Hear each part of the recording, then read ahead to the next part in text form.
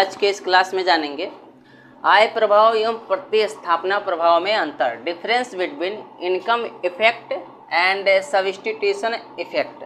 अब देखो आय प्रभाव और प्रतिस्थापना प्रभाव में क्या अंतर होता है, तो मीनिंग की बात करते हैं। उपभोक्ता की क्रय क्षमता में होने वाले परिवर्तन के कारण मांग की मात्रा में जो परिवर्तन होता है उसे आय प्रभाव कहते हैं। अब क्या होता है कि उपभोक्ता की क्रय क्षमता में यदि परिवर्तन हो जाता है, कोई चेंज आ जाता है, ठीक है, तो उसके कारण मांग की मात्रा में या डिमांड की मात्रा में जो चेंज होते हैं या परिवर्तन होते हैं, ठीक है, तो उसे क्या कहते हैं, आय प्रभाव कहते हैं। अब देखो प्रतिस्थापना प्रभाव क्या होता है, तो वस्तुओं के मूल्य में होने वाले परिवर्तन के कारण उपभोक्ता जो है महंगी वस्तु के स्थान पर क्या करता है, सस्ती वस्तु का प्रयोग करने लगता है, और इसे ही क्या कहते हैं, प्रतिस्थापना प्रभाव कहते हैं।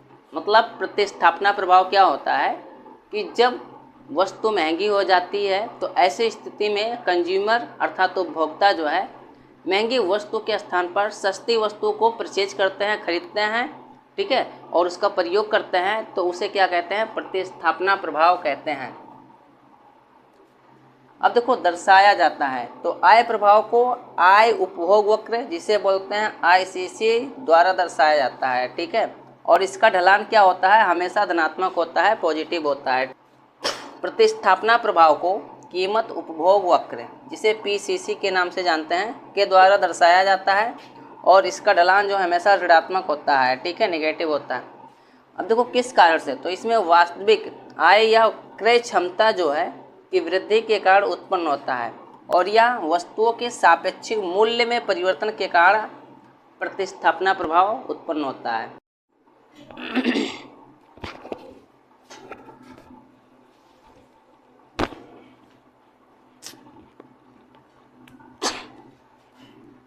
अब देखो प्रभाव की बात करते हैं, तो यह उपयोग की गई मात्रा पर जो क्रय क्षमता होता है उसके परिवर्तन के जो प्रभाव होते हैं उसको कौन दर्शाता है, आय प्रभाव जो है दर्शाता है।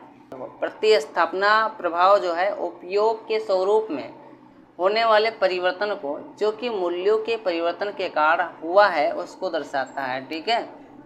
अब देखो स्थिति की बात करते हैं, तो इस स्थिति में उपभोक्ता की जो है क्रय क्षमता बढ़ जाती है। आय प्रभाव में उपभोक्ता की जो क्रय क्षमता है, परचेजिंग पावर है, वह बढ़ जाता है, और वह क्या करता है, वस्तु की अधिक मात्रा में, ठीक है, या वस्तु की पहले जितनी मात्रा और किसी अन्य वस्तु का क्रय करता है। अर्थात क्या होता है कि वह वस्तु को अधिक से अधिक मात्रा में खरीदता है या पहले जितनी मात्रा में खरीदता है, ठीक है। और प्रतिस्थापना प्रभाव के कारण जो है वस्तु उसके विकल्पों की तुलना में क्या होती है, सस्ती हो जाती है। प्रतिस्थापना प्रभाव में क्या होता है कि जो वस्तु है वह पहले से सस्ती हो जाती है, ठीक है, और उपभोक्ता जो है उसकी अधिक मात्रा में खरीदता है, और उपभोक्ता क्या करता है, वस्तुओं को अधिक से अधिक मात्रा में खरीदता है। अब देखो मूल्य में कमी की बात करते हैं, तो आय प्रभाव के कारण क्रय क्षमता घट जाती है, ठीक है। आय प्रभाव में जो परचेजिंग पावर है वो घट जाता है, और उपभोक्ता की क्रय मात्रा कम हो जाती है। उपभोक्ता क्या होता है, वस्तु को कम खरीदता है, प्रभाव। और प्रतिस्थापना प्रभाव के कारण इस स्थिति में उपभोक्ता जो है इस वस्तु के सस्ते विकल्पों का उपयोग शुरू करते हैं, ठीक है। मतलब प्रतिस्थापना प्रभाव में क्या होता है कि उपभोक्ता जो है वह क्या चाहते हैं, सस्ती से सस्ती वस्तुओं को खरीदना चाहते हैं, ठीक है।